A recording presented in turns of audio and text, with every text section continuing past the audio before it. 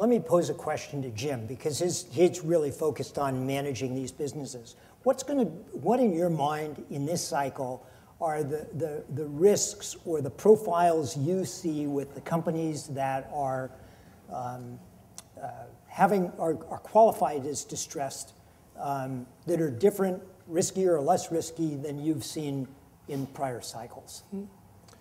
I think we start by coming through a cycle of unprecedented financial engineering that drove transactions, it drove the pricing of transactions, left companies with highly leveraged balance sheets.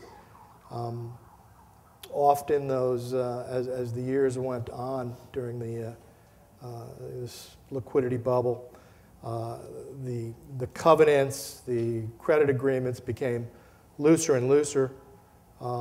You know, my observation and what we're seeing today, and I guess you'll observe in the statistics, not that many defaults have taken place relative to the number of highly leveraged transactions we know are out there, and we suspect and track as being stressed and candidates for restructuring activity in the future. Because what's gone on is that through covenants that weren't too difficult to get through, PIK toggles to avoid having to make a cash interest payment when cash was tight, equity cures, a variety of things that I didn't run across when I was a commercial banker 25 years ago. Folks are able to get through periods of distress, and what I'm seeing is companies are literally running out of gas. They're showing up only when they've run out of cash. And it's creating a dynamic in a market today where the credit markets are basically shut down that are adding a dynamic to the restructuring process, which is very, very challenging. In that context of a huge potential distressed market, one that we have yet to see, all the defaults we've seen so far, just really what we're saying is the tip of the iceberg.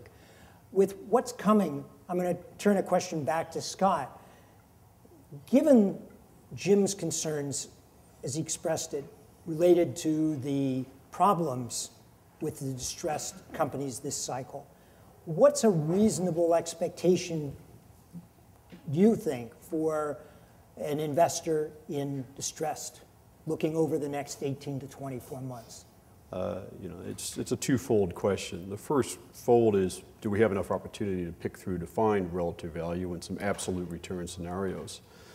And I'll just kind of paint a quick picture of the last 3 to 5 years. If you think about how low rates have been, we've all seen what the buyout crowd has done. Buy any company, multiples just kept going up because I could finance cheaply.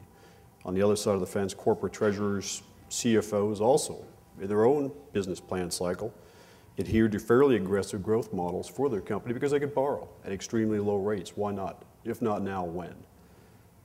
That's fine to a point if top line at least stays within a band of what that original model was. But I think the only certainty is that your liability stream, your interest burden, will stay within that band. If your revenue model doesn't keep up with it, then you have problems very quickly. You find yourself in cash burns.